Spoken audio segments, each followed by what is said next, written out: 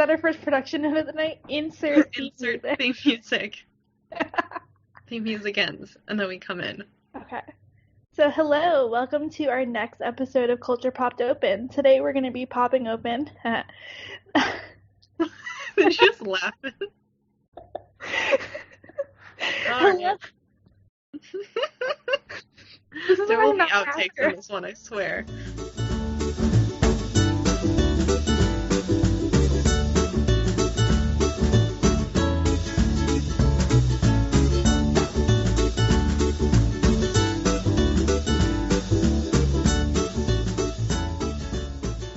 Hello everyone, welcome to Culture Popped Open. Today we're going to be popping open Ben Platt's album, Sing to Me Instead, and we're super excited to talk about it. Hi, I'm somewhat sick. Okay.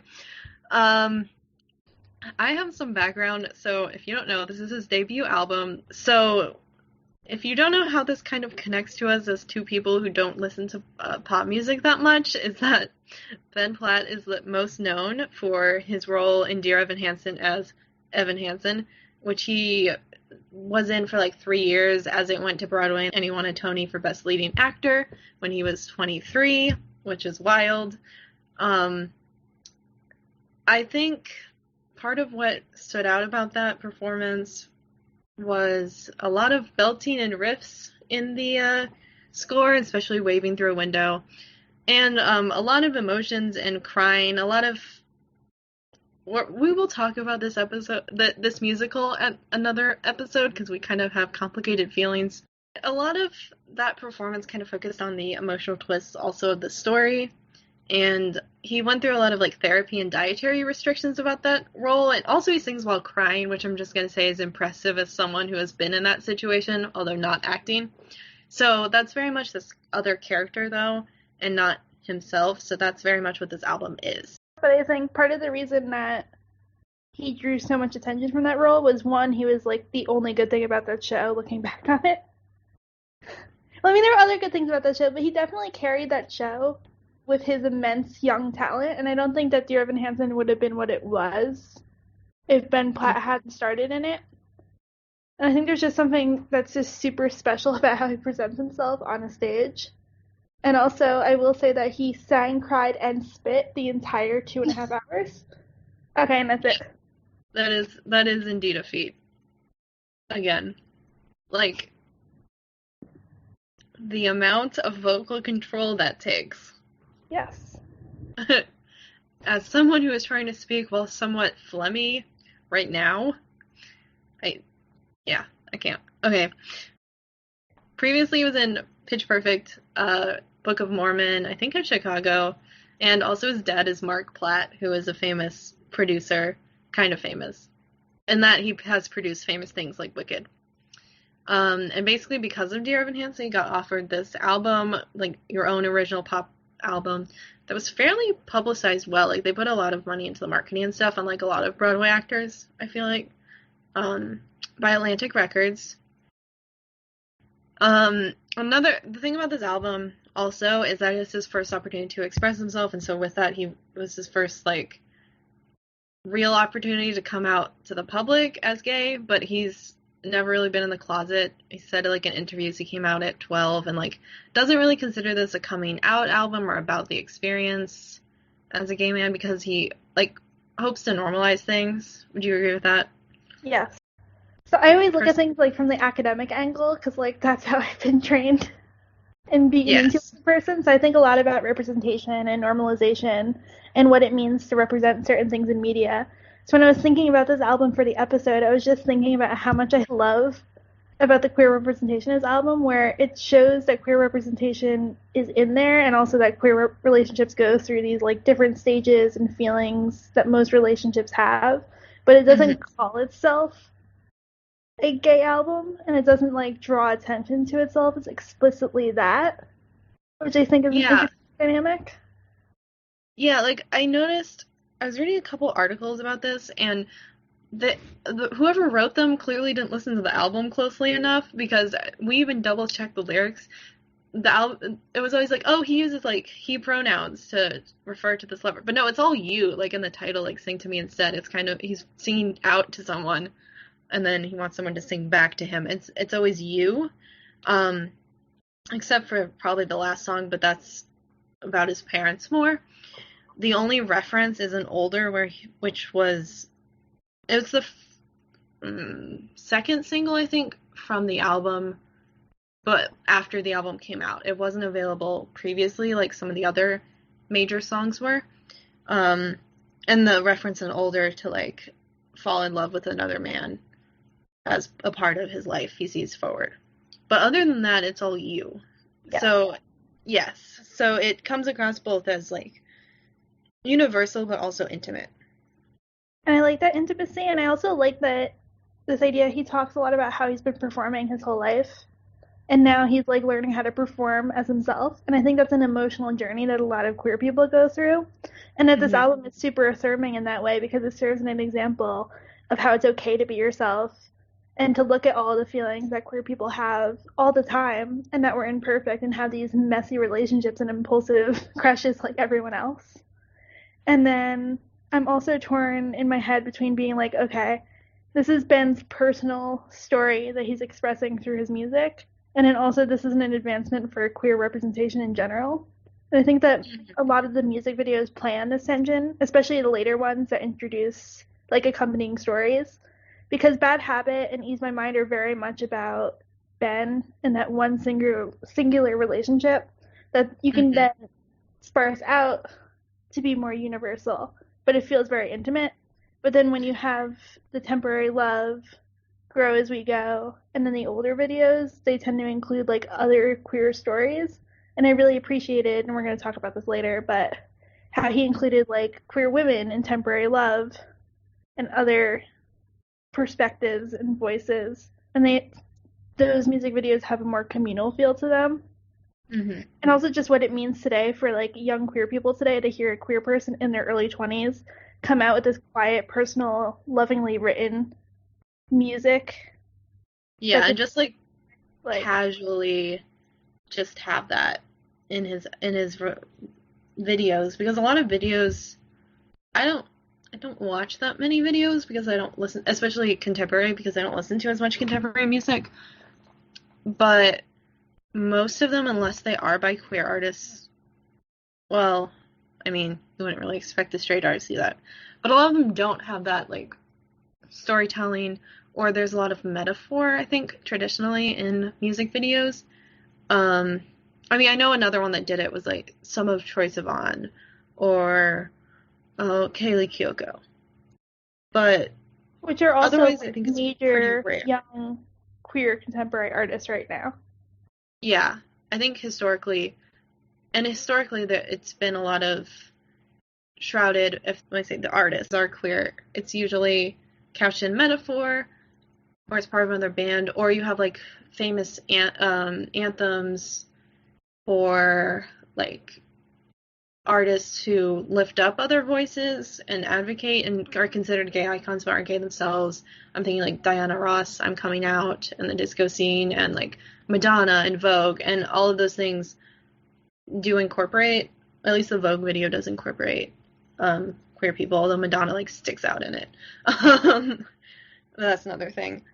And I think it's just much rare to see a cohesive music video that isn't like, ooh, are they suggesting this? Like that Ariana video everyone was talking about around this time. Like in January or February or whatever.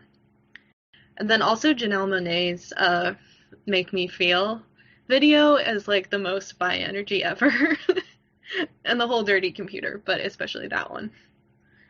So we promise we do pay attention to what is going on. We don't think this is singular, but it's also somewhat rare, unfortunately. Well, I think especially in terms of, like, you mentioned that a lot of Broadway stars don't get a lot of backing for their albums. Yes.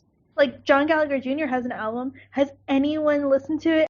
Probably not. Anthony Rapp has one, too, that is explicitly queer in places. It never gets that backing, or usually it's, like, a Christmas album or, like, covers of other Broadway songs, but he didn't want to do any of that.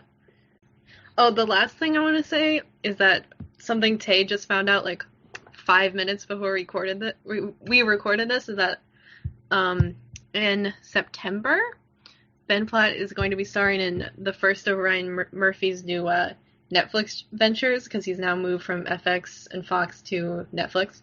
And it's called The Politician, in which he stars as the titular politician, and in each season is a different campaign he runs, but it starts out with him trying to be class president.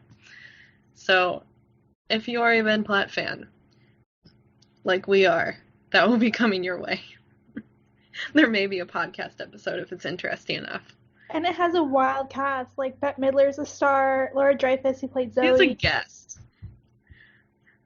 But yes. She's still on the show. Jessica Lange, which I think is just a Murphy regular. Also, it's Ryan Murphy, so I'm just going to guess that Ben Platt is gay in it. We should probably just go into Bad Habit. We should.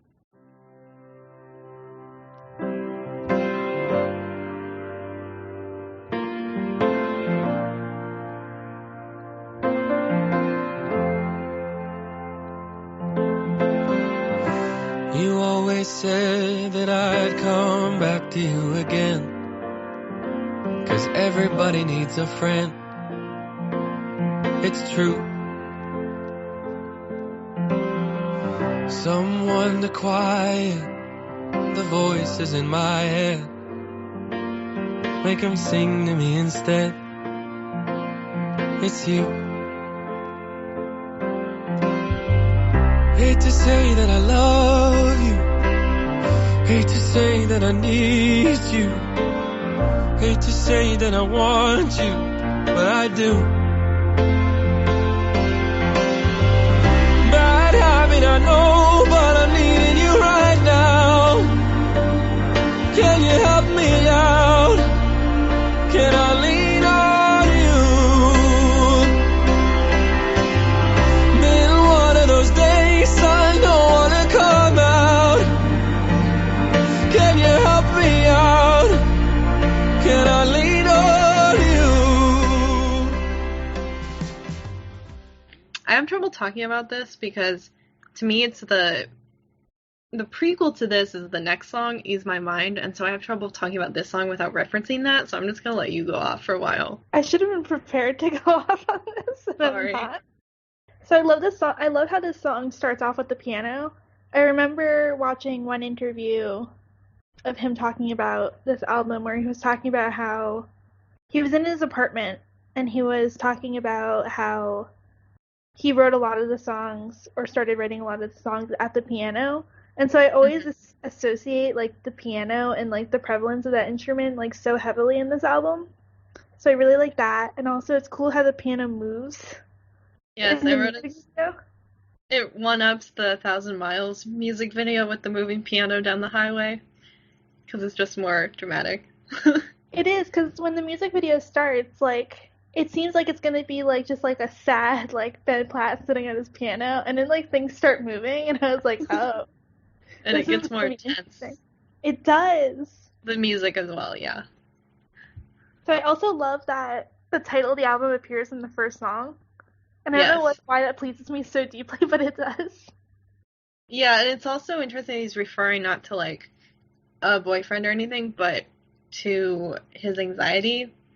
So he's talking about, like, the sing to me instead is quieting the voices in his head and make them sing to me instead. And then those voices become the songs on the album. Yeah. It's almost like this is a cathartic coping mechanism, which is a theory I have for at least one other song on here, so... I mean, I think the entire album is a cathartic coping mechanism with his, like, stardom #1. Yeah. And also, like, his series of failed relationships that he also talks about at the concert. Also, Ben Platt on Tinder. Oh, yeah, we should mention that you went to a concert. Did I not mention that yet? I don't think so. You mentioned you saw him in Dear Evan Hansen. Okay, so first I saw Ben Platt in Dear Evan Hansen. And then I also saw him in concert for this album on May 12th in Philadelphia at the Metropolitan Opera House. And the reason I ended up there, even though I live in very northern New Jersey, is because I pre-ordered the album for the pre-sale code and then slept through the pre-sale time on that day went to buy Beacon Theater tickets in New York City, and there was like nothing left. So I was like, where else can I go? And I'm like, Philly? Can I buy Philly tickets? So I bought Philly tickets, and then I realized that it was on Mother's Day. So then I had to like make it up to my mom, and like we spent like a weekend in Philly going to 2 concerts and a museum, and it all worked out. But that was a fun weekend. But seeing him in concert is really interesting too, because like you're right when you say that his voice sounds exactly the same, like on the album, interviews, and then in concert too, which is incredible. Yeah, if you've ever seen a performance even on like a late night show or something, which he's done many, if you Google this, because again, it got great press, which I'm pleased about. But you can see how it's, with me, I always look for vocals because that's like the one instrument I have played consistently, so to speak. And that's what I know the most about. And so that's why I like Broadway music so much compared to pop music, which especially right now, and this is why I don't listen to as much, some of it, at least it feels altered. Sometimes it's artificially through like autotune or whatever, or there's just not much vocal range, or it's just like not the same type of singing that requires that traditional like breath and just everything that goes into singing on Broadway.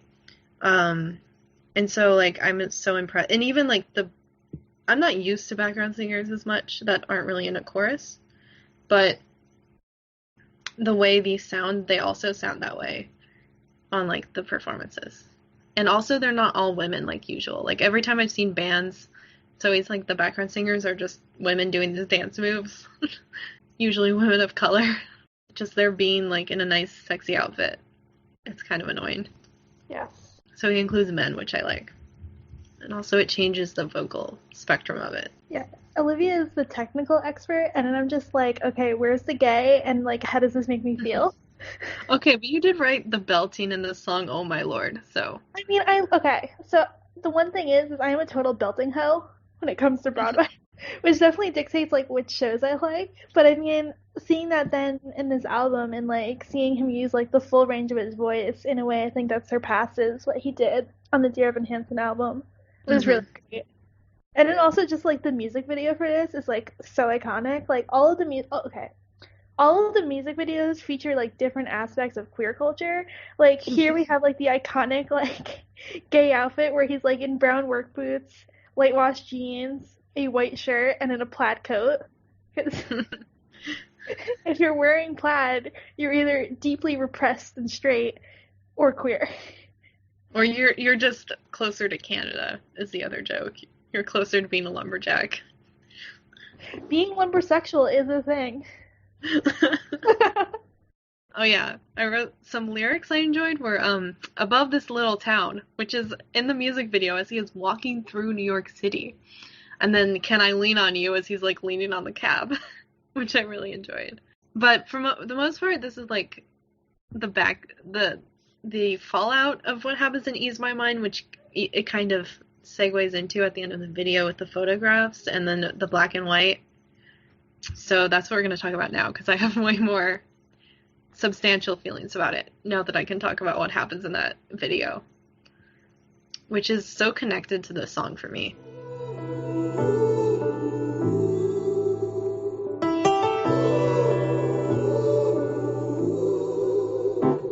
Most days I wake up with a pit in my chest.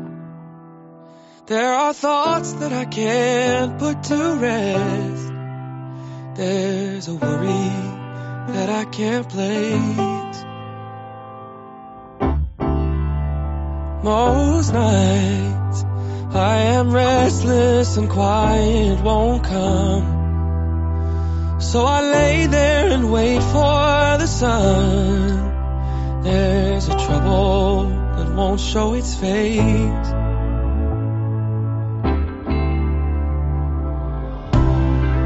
You came out of nowhere and you cut through all the noise. I make sense to the madness when I listen to your voice.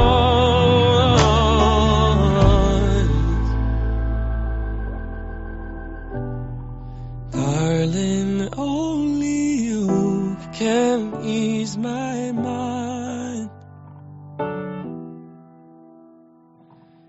Help me leave these lonely thoughts behind.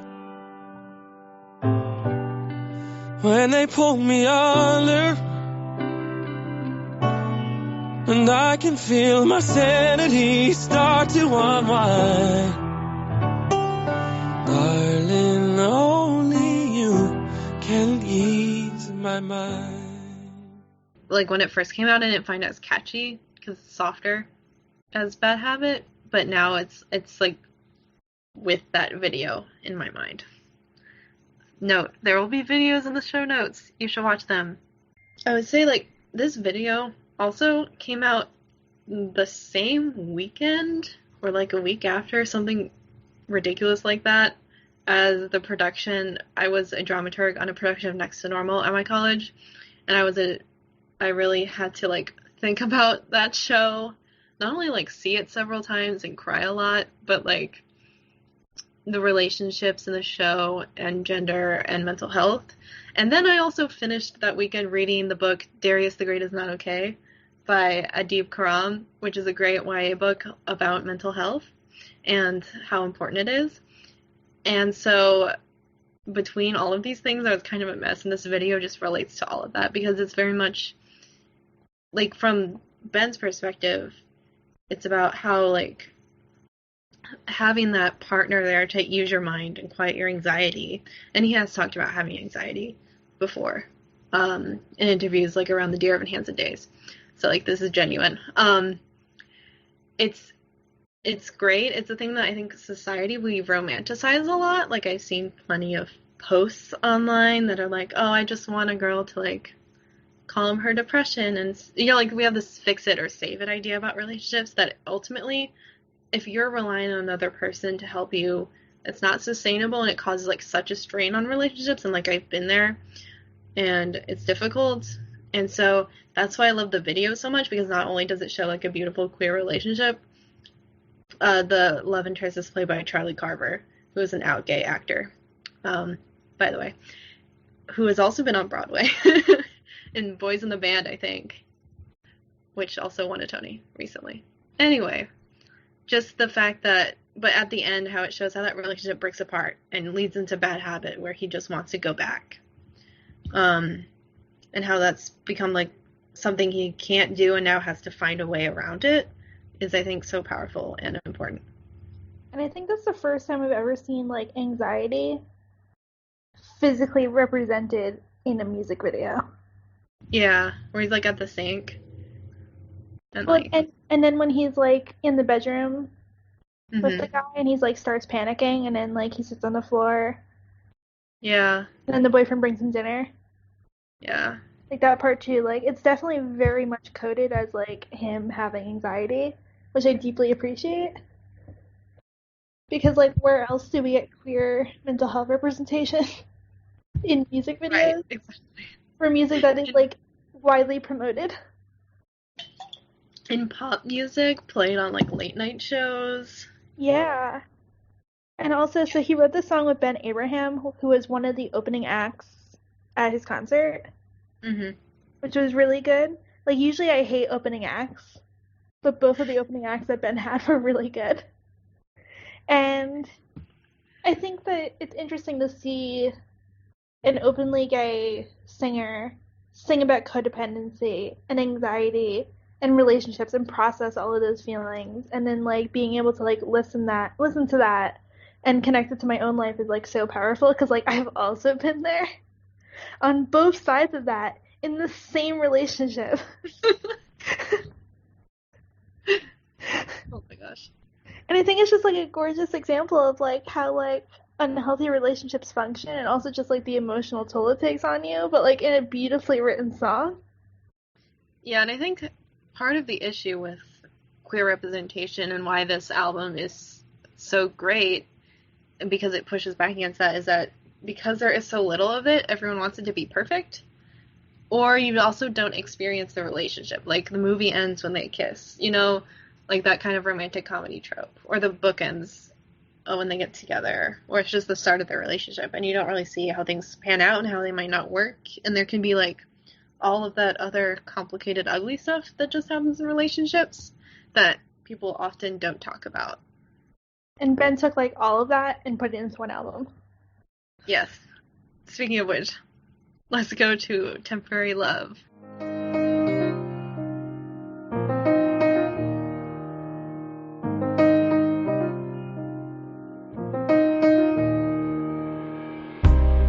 You're afraid to need someone, 'cause you've been burned, you've been burned, you've been burned.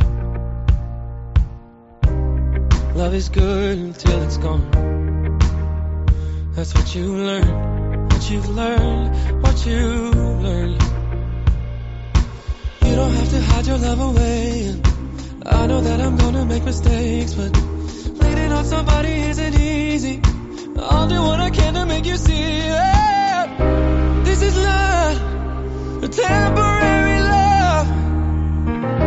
This is not a temporary love. Now your heart is in my hands. I won't give up. This is not a temporary love. So, okay, I'm going to fully admit that this is like one of 3 songs on the album that I don't really like. I forget about it, and then I listened to it again today, and I like it more now. I think it starts kind of poppier, so it's a little catchier at the beginning, which I liked, and then it does get more soulful. There's like snaps in it, and there's the background singers are what give it like a bigger commercial feel, and it's definitely more impersonal, like as we talked about, the more communal feel. I mean, I remember hearing this song at the concert and then liking it more, but then like when I go back to listen to it, I usually skip over this and just go right to Grow As We Go. Yeah. But I really like the music video, mostly because I appreciate that Ben included queer women in that music video, because there's a lot of bullshit dynamics in the queer community between queer men and queer women. In general, society and visibility is an issue. Yeah. So to see like him like prioritize them in that music video, because they're right at the beginning, was like really special and powerful to me and gave me all the feels. And also the gay outfits in that music video are iconic. Like there's one point where Ben's leaning against the car and he's wearing like a tight fit burgundy shirt and dark wash jeans, and I'm like, this is peak gay. Also, I want to point out that when I was listening to this on Spotify today, sometimes if you get like a new song on Spotify and someone's, I think, paid them money, it'll have like a special background.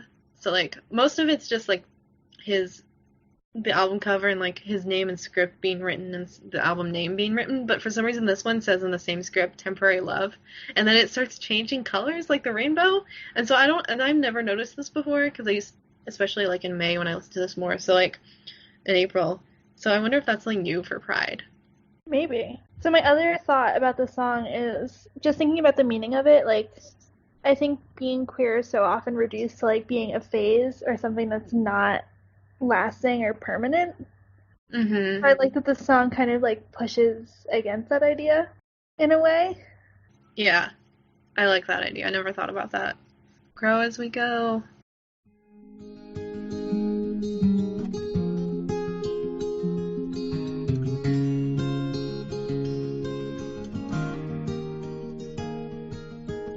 You say there's so much you don't know. You need to go and find yourself. You say you'd rather be alone, 'cause you think you won't find it tied to someone else. Who said it's true that the growing only happens on your own? They don't know me and you. I don't think you have to leave if to change is what you need. You can change right next to me. When you're high, I'll take the lows. You can ebb and I can flow, and we'll take it slow and grow as we go. Grow as as we go.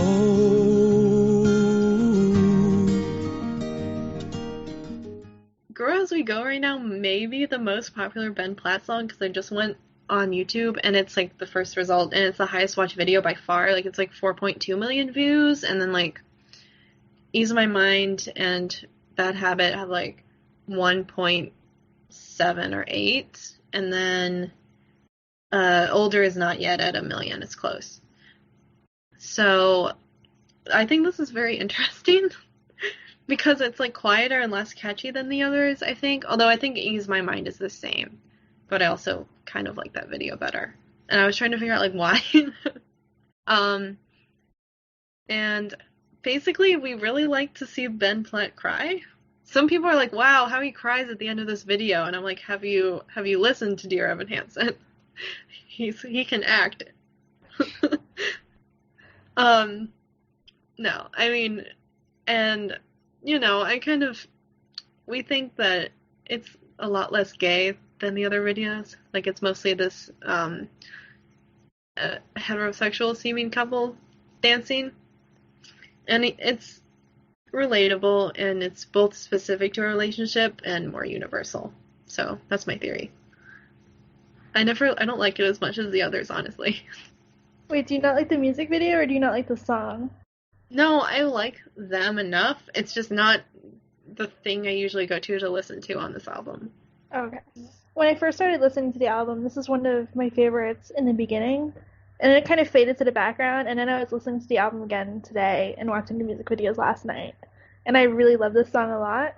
I loved how he introduced the song at the concert, because he was talking about how he was in this one relationship, and it came to a crossroads where the other guy in the relationship felt like he had like to figure himself out on his own and not be in a relationship, so the relationship ended. Relatable. Well, yeah. And this is Ben kind of exploring like what it would have been like to work through that together instead. And so I definitely like the honesty that he had at the concert in terms of his relationships and where a lot of the songs come from. Yeah, I've seen him say that in interviews too. So it's definitely like more people are getting access to that, and I think it's definitely a thing that we all often think about in these situations. But I'm just going to plug my friend's book, Deposing Nathan by Zach Smedley, because this song reminds me so much of that book and how that be listening. What? You might be listening. 2 people who listen to this podcast. But this song just reminds me so much of how that book ends, and how I think. Oh yeah. Wait, have you read? I wasn't sure what you meant when you wrote this, but now I get it. And I also related to the ending of that book so much. I'm generally team opposite Growing As We Go. Let's be honest. Or do you prescribe more to the Daniel Sloss theory of relationship? Oh no. Go watch Daniel Sloss Jigsaw. It's like under his specials on Netflix. And we're gonna make an episode about it. So I'm just, yeah, maybe it's just because I feel like the way mine ended for the best because of this kind of the opposite view of this song. And because, as I mentioned in Ease My Mind, I'm a big part of, being not yourself, but like being able to stand on your own without having to lean on someone else, because I think it's not sustainable. And especially if you're recovering from, mental health issues. Wait, don't they like disappear from each other though in the music video? Or is it the other one? No, they do. There's like a part in this music. It's really cool how they do the editing for it, where like one of the dancers will be in the warehouse by themselves and they'll be running, and then they'll like edit in another version of that video where the person catches them. I was like trying to figure out how they edited the video as I was watching it, but I was also crying while I was watching this music video, so that made that kind of difficult. And I also cried my entire way for Ease My Mind. Like, I had to pause Ease My Mind the first time I watched it because I was crying, like, so viscerally hard. Oh, yeah. Shall we go to Honest Man? Let's do it.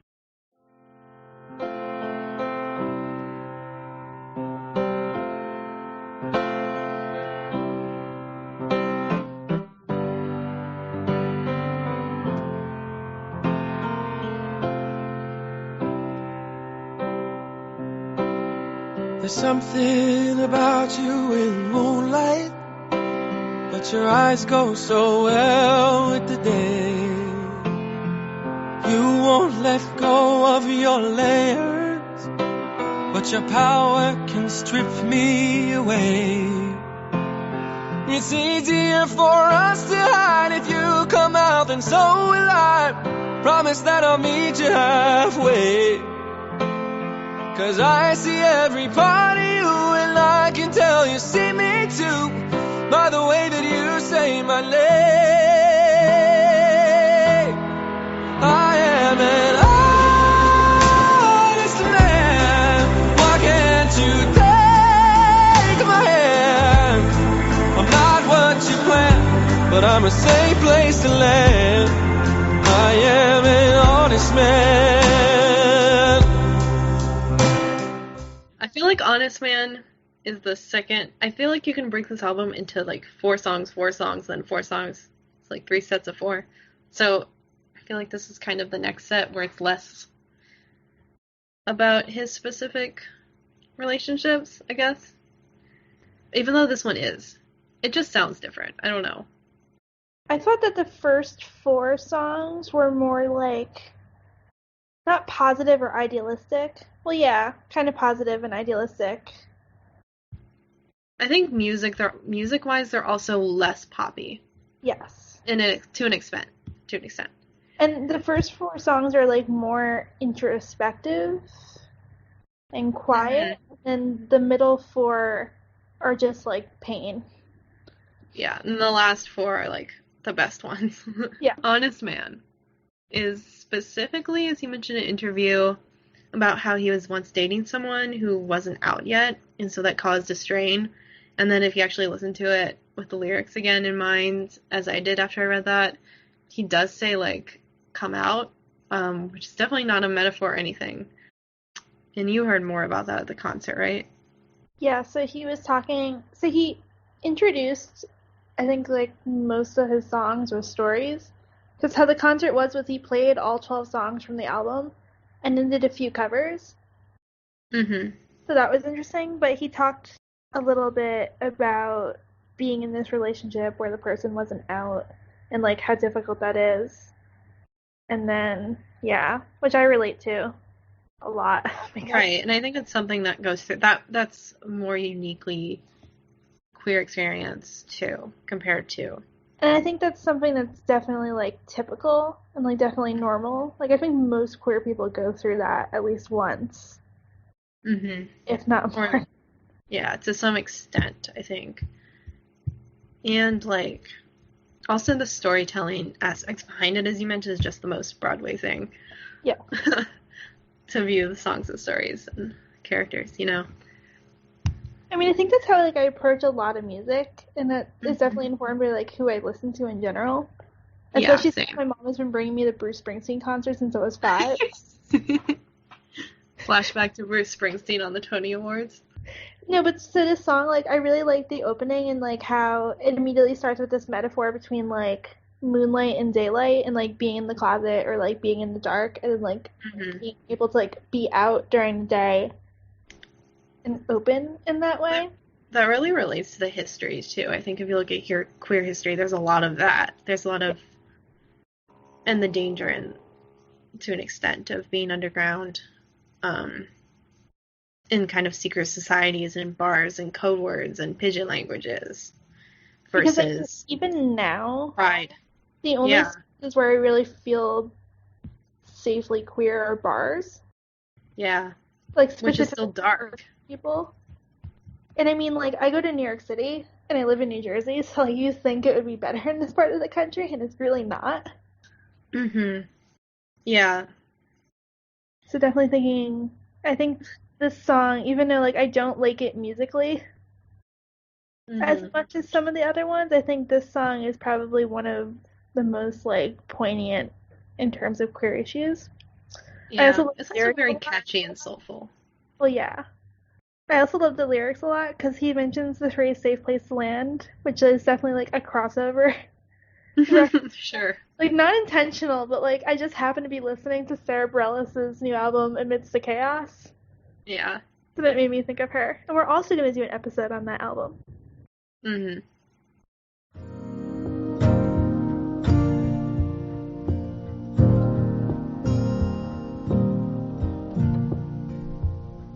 I'm sure it was nothing, but you never used to bring somebody else along. It used to be our thing, going to a movie, then we wander home. All these little landmines,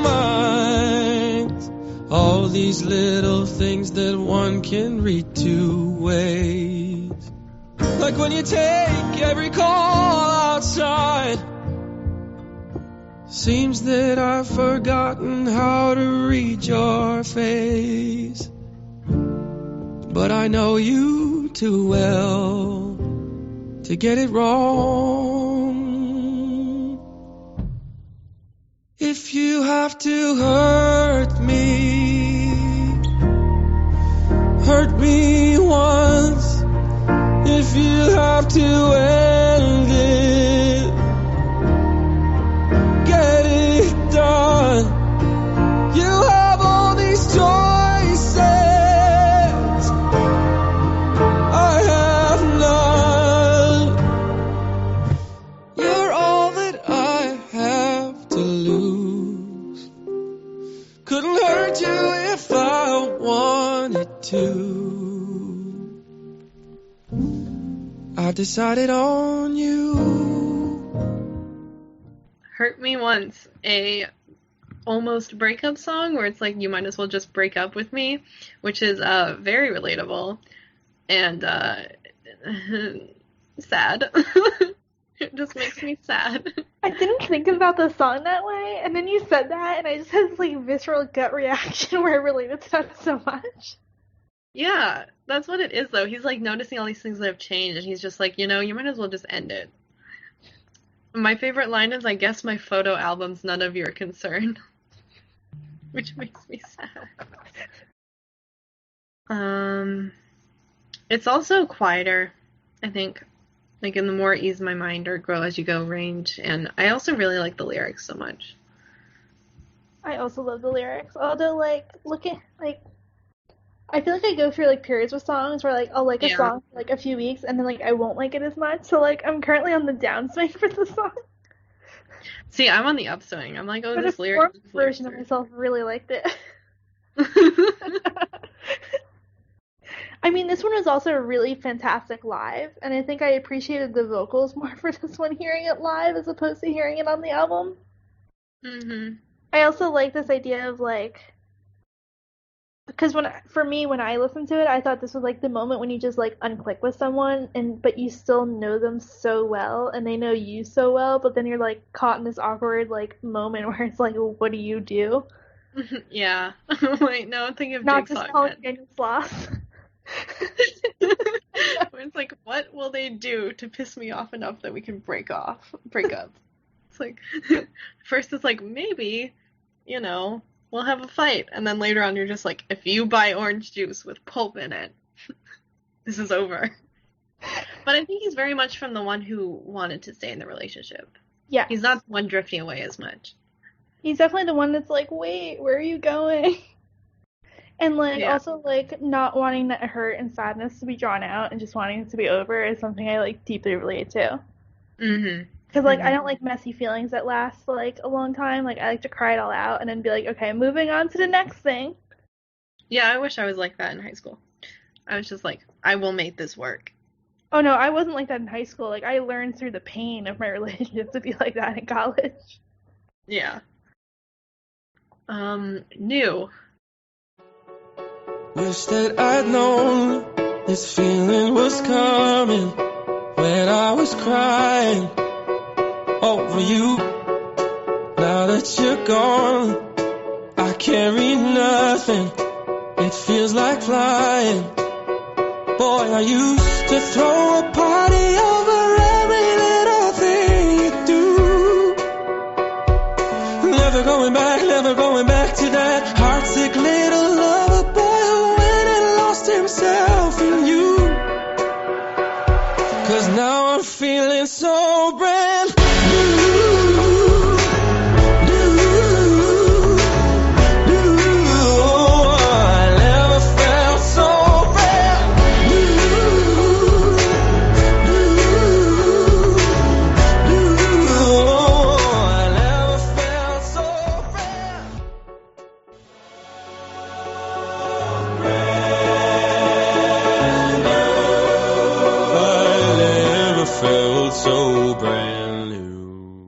Okay, New is a song that grew on me a lot, I think.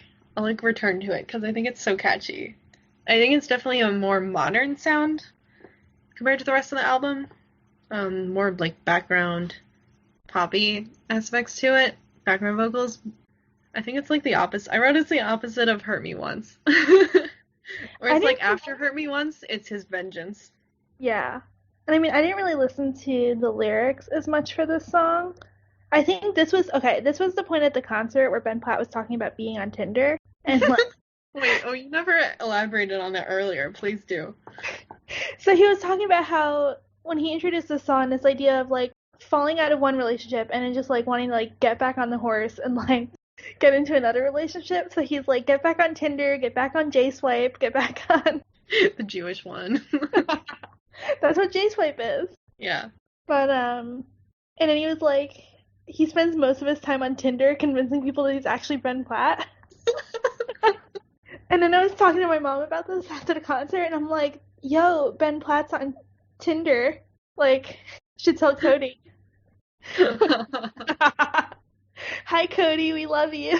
Oh my goodness. Yeah, actually, I think I saw a YouTube comment where people were like, I thought he already came out already. But I'm because people had thought so to an extent for a while, or there had been one video where he mentioned when he was talking about a past relationship.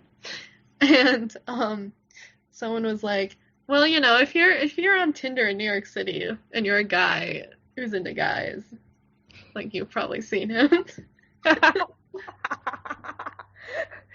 My favorite comment on one of the music videos today, I was looking through, and someone was like, wait, Ben Platt's gay? And then someone responded, bold of you to ever assume he was in the closet to begin with. That's basically what this album is, though. No, but he told his coming out story at the concert. Right, but wasn't he 12?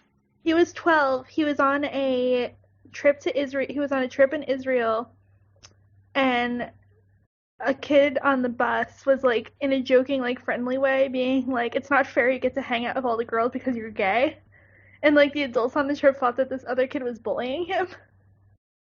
So he's like, shit, they're gonna call my parents, and this is not how I want my parents to find out that I'm gay. So he called his parents when it was 4 a.m. in California. Oh my god. He was like, I have something to tell you, and his mom was like, is this about your sexuality? Did she already get the call, or was she just oh, I've been waiting for this? I think she was waiting for it.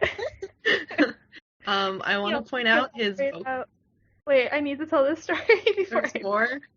There's more. He told a story about how he went to the mall and there was a Discovery store and they had this smoking cauldron thing around Halloween, and he pretended to be Elphaba and knocked it over and got kicked out of the mall.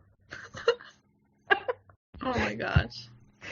My other note about New is the low note at the very end, which is lower than I think anything else in the album, which shows that yes, he has range, but also I think it shows how he's literally a new person, or out of this relationship, that he's going to change his range. Also, it's a great way to end the album because that's kind of or the end of the song, because I think that's rare. Usually they go up or to a more satisfying note. Yes, the note at the end, and then it's just over. And satisfying. I mean that ties to the whole song where it's satisfying to be out of a relationship that you didn't want to be in. Yay! Yay! Go Ben. I don't know. I feel this album is just his therapy, but okay.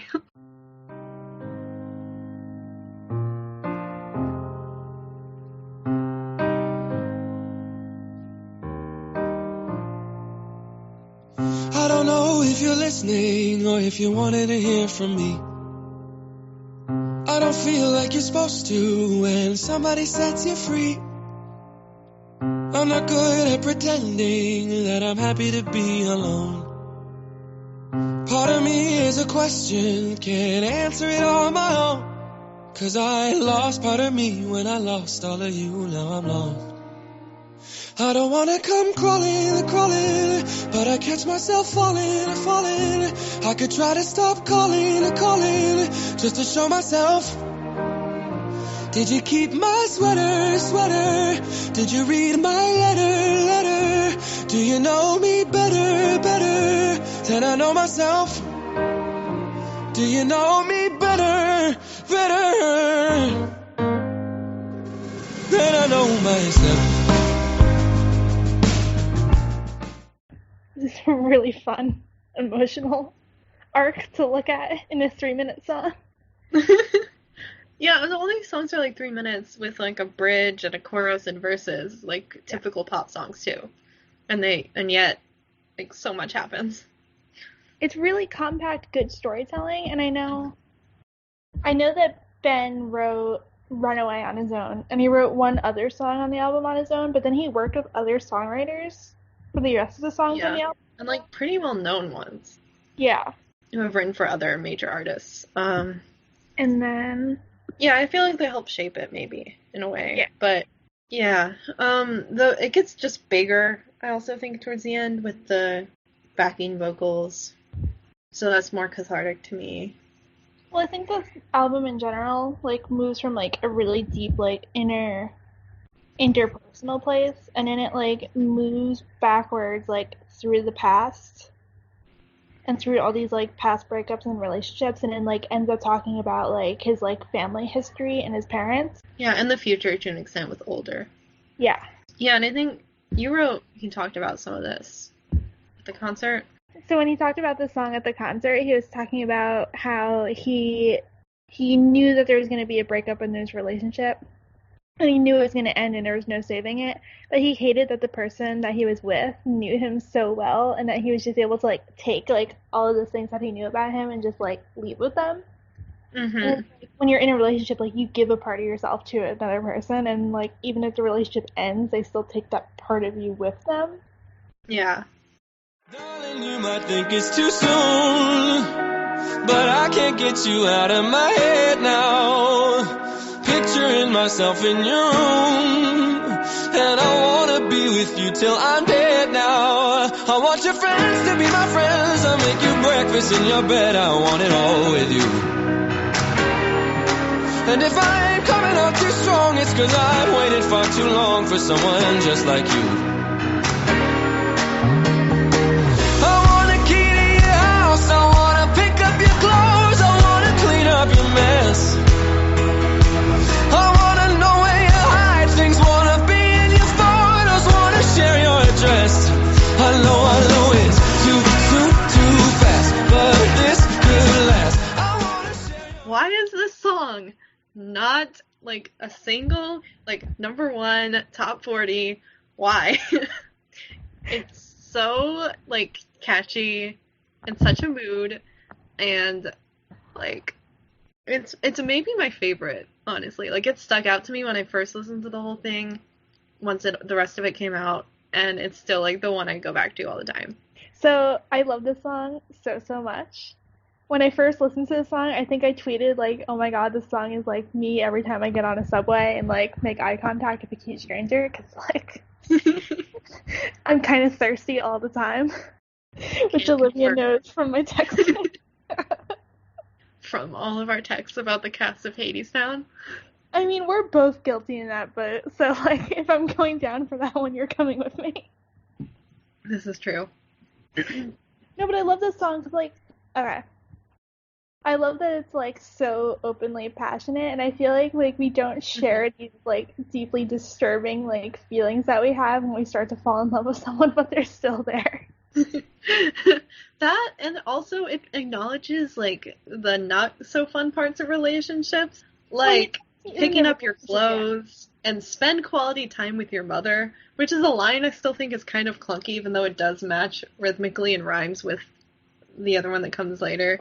Yeah. Waste the whole next day to recover, but I just always found that line clunky. That's my only criticism. And I like that it's like, I feel like a lot of queer culture gets like over sexualized, but like this is like pining for someone and like deeply impulsively loving someone and then just like thinking about like average household tasks. Yeah, it's not, and again, there's the more mundane things as well about being in a relationship and just like cohabitating with someone, which is essentially what it's about. And also just the joy, not the pain, Yeah. because we don't see that as much.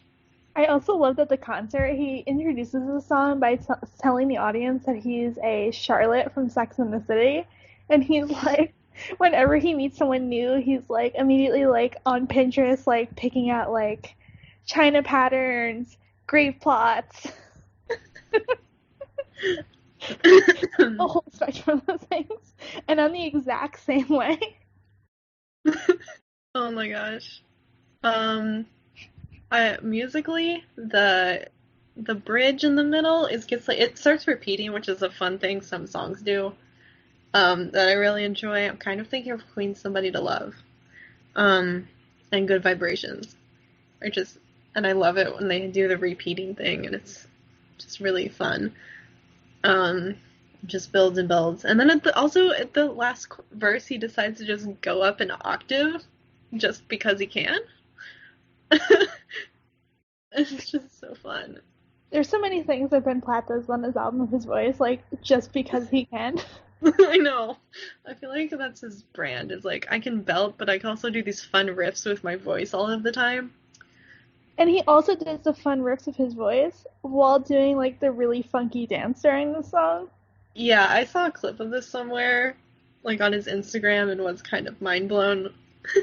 He said he was taught it, though, by his friend, who also shout out to his friend. Oh, shoot, I think his name is Josh or something. I will find the interview and link it in the show notes, but it was a late night interview where he was talking about how he knows one dance move, even though he's a musical theater actor, but whatever. And it was taught to him by this friend from high school who also is the one who directs his music videos. Yep. So, and it was that dance. I think this is just a song that is made to just jam and dance to, and I want it to be more popular than it is, and it hasn't been released as a single, and it just, why? The song deserved better. It deserves better. I mean, I'm sure if it was everywhere, everyone would hate it, but I don't care. But it should be everywhere. There's so much crappy music out there that's everywhere. Like, at least, like, give me the song.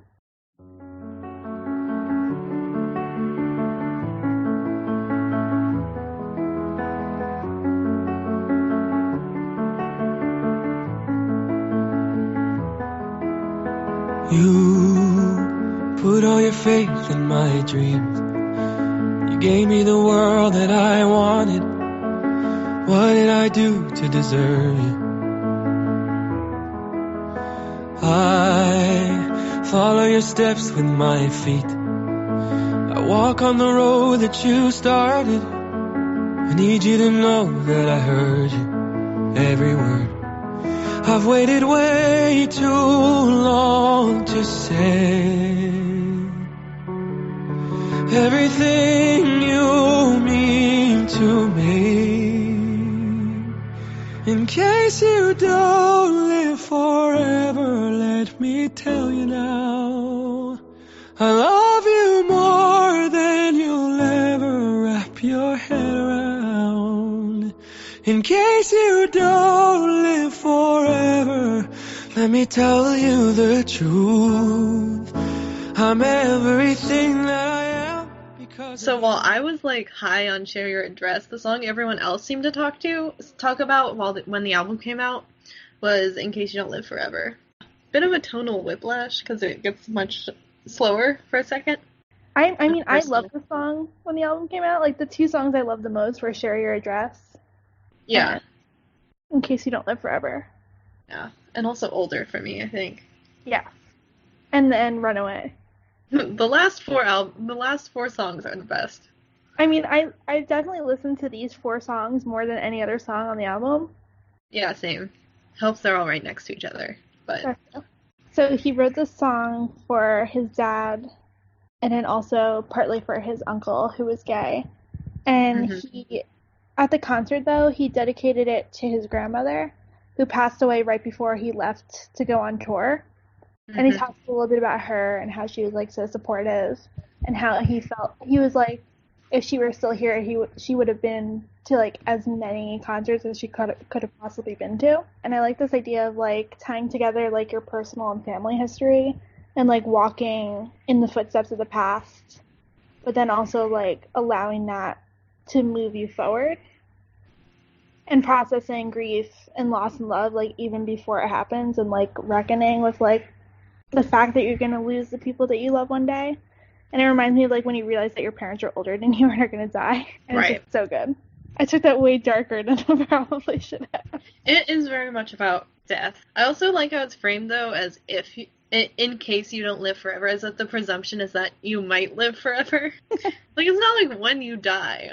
It's a little bit more hopeful spin. But I mean, it basically is like when you die. Yeah. It also pitches up again in the song, which is great. Towards the end, I feel like his go-to for moving the song along is just to sing higher and or belt.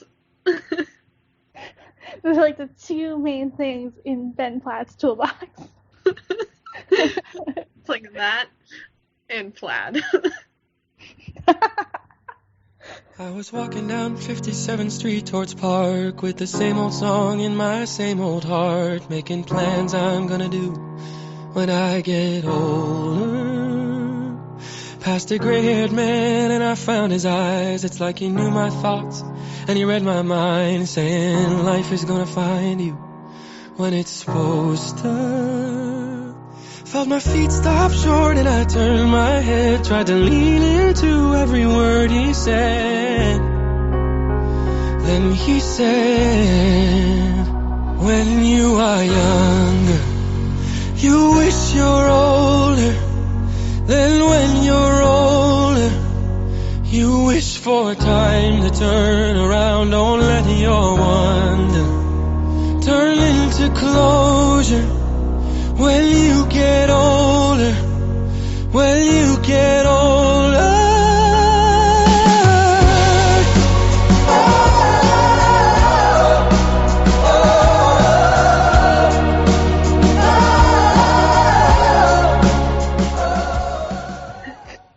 Okay. Older.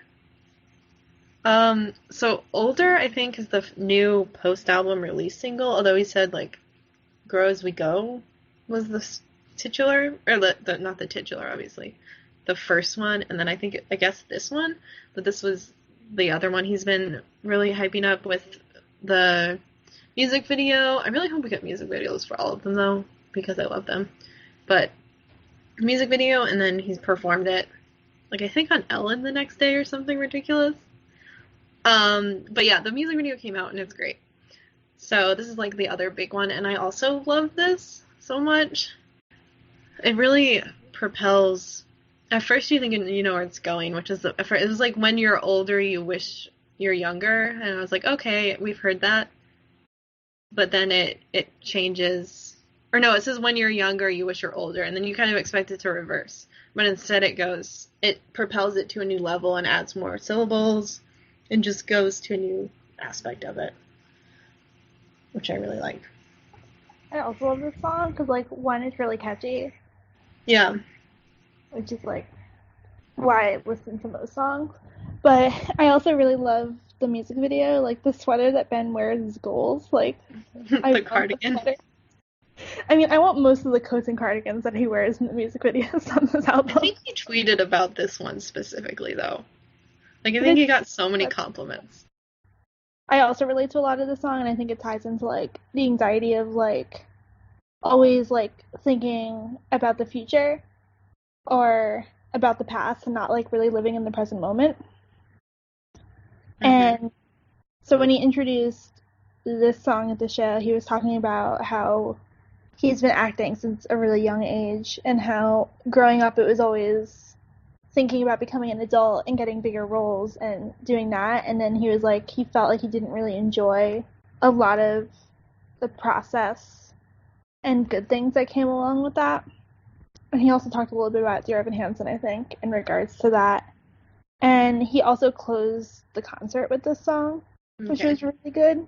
But then the encore was Runaway, which we'll talk about in a minute. But It's also very storytelling. Yes. And I mean, I love that the music video adds even more storytelling to it. Yeah. No, I'm thinking of the old elderly gay couple that reconnects. Oh, I love that at the end. That makes me so happy. Yeah, and Ben's just like walking through like some sort of, I was gonna say like fairy, but like it's gonna be like fairy godmother. And then I was like, no, wait. Can't say that. No, it's just a pun. I don't know what we're talking about. He's like that kind of narrator.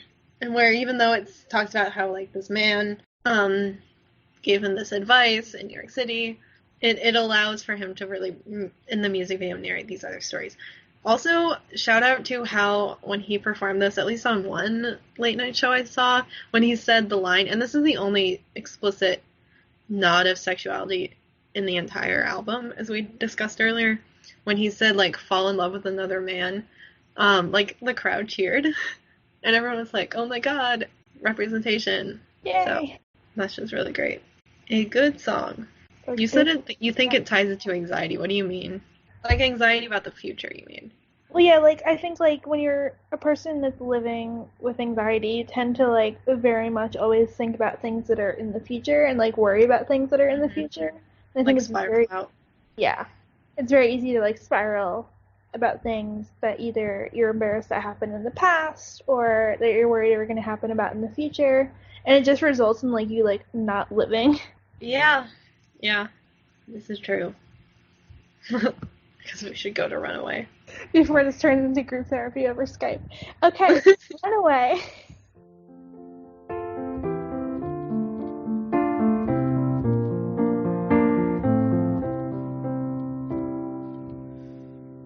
They met at school, that's how it goes. Some drinks and then a rose, then plans to meet again.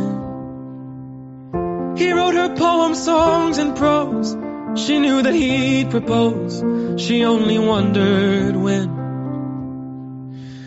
One night before they went to bed, he kneeled on both knees, and this is what he said. I may not be wise, and I won't save the day, but look in my eyes and know I'll always stay, and I won't run away. I won't run away. I think this is like either my like third or fourth favorite song on the album. I don't relate as much to it because it's more of a story explicitly about his parents and then himself when he was born, which is great. It's just very different. Yeah, I don't relate to the song at all. I just like the storytelling. Yeah. I think it's really sweet how much he loves his parents. Mm-hmm. And how, like, good of a relationship he has with them. And, like, it's just, like, so normal. Yeah. And also how he describes himself as a kid. He describes himself as funny, strange, and mild. But he also talks about his anxiety and having trouble staying up in his dreams. Okay, that part was relatable. Yeah, same. Like, I used to always have that issue.